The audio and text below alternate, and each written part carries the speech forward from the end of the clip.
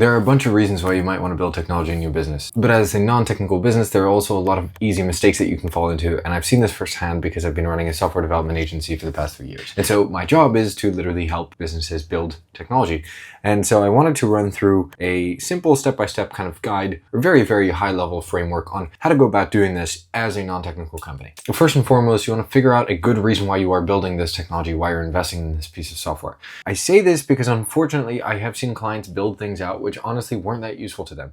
They were building stuff that they ended up not using, or that their clients didn't end up using, and things like that. And so the first and most important thing that you have to do before you engage in any kind of software project is understand what are the goals and what is the problem that you're really solving for by engaging in this investment, right? What is the end outcome meant to solve for you? What is it producing? And why is this a better solution than whatever you're currently doing already? I think this is a really important question that honestly a lot of people miss. They kind of come up with an answer and it's a very brief one, or they think it's a good idea, or it's like they're going into the software business, whatever, it's a new platform idea. The reality is that can unfortunately be a massive waste of money if it turns out that you build something that's honestly not that useful for you, not as useful as you imagined. And I don't want that to be the case for you. The second thing is in-house or outsourced. Should I hire a team of developers? Do I outsource it to an agency? Do I outsource it to a freelancer? What should I do? When it comes to this stuff, my take is that a freelancer is great for a project that's relatively small. So if you need to boot something fast and small quickly, freelancers will usually work quite well for that kind of stuff. But if you want to build something a little more complex, especially if you want more quality assurance, if you want to build something a little bit more properly, I really recommend that you hire a team. Now, should you hire an in-house team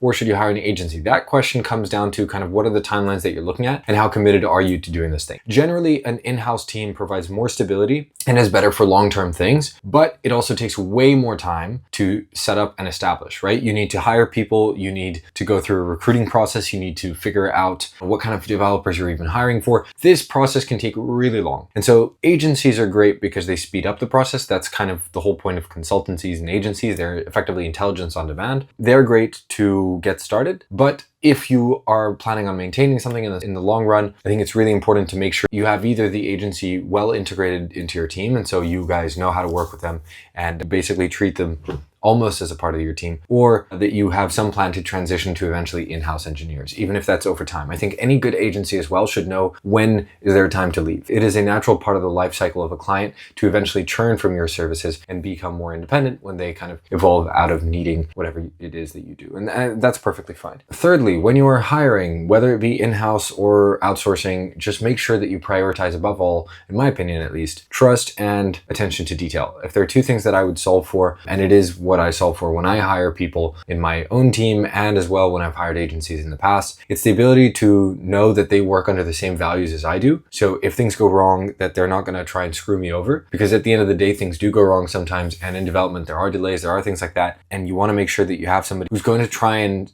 sit on the same side of the table as you rather than argue against you or anything like that. This is really important. And the second thing is just attention to detail. If you hire somebody with less attention to detail than you are very likely to end up with a product that you're not 100% happy with. And this happens because you can see details that they're missing and you have to keep correcting them. Unfortunately, that's really frustrating. They should be able to see those things on their own usually. At least this is my opinion. At the end of the day, there are a lot of construction workers who can build the same building, but I think the attention to detail and the ability to trust them is absolutely what makes the biggest difference. At least it has been in my experience. And it's also what I kind of prioritize the most at my company. No bullshit is one of our kind of company values, and it comes from just the crappy experience that I've had when I've hired other partners and they didn't do right by us. And essentially, I just don't want to create the same experience for any of our clients at any point in time. The fourth thing is test, and test some more and demo it constantly. Try to demo it with the end users. Like, don't just go live straight to the final users and say, here's the final product. Like, this is a recipe for a not so amazing product because you don't have the iteration opportunity. You don't have the opportunities to make small corrective fixes along the way. We have this graphic, which I'll put up on screen here, which I usually use during our pitches. And it basically tries to get across this idea that at all points in time, we want to create something that can take you from A to B. No matter how slow or how crappy the experience experience. You want to understand what does it feel like and what's missing in the user experience as you go from point A to point B, rather than cooking each piece individually, slapping it all together, and then having a final product that you still need to iterate on a little bit more. It's usually a lot more stressful to try and launch it in one go as a big launch, as a perfect thing to, all your users in one time, because there are ways that users break things that you never imagined they would. That is why you have beta testing groups and things like that. And you should absolutely try and use these beta testing groups and do internal tests, do a first client test, things like that. They're really, really important because there's just so much that can go wrong at the end of the day. And it will make for a way smoother actual launch experience if you give yourself this opportunity first. I think this is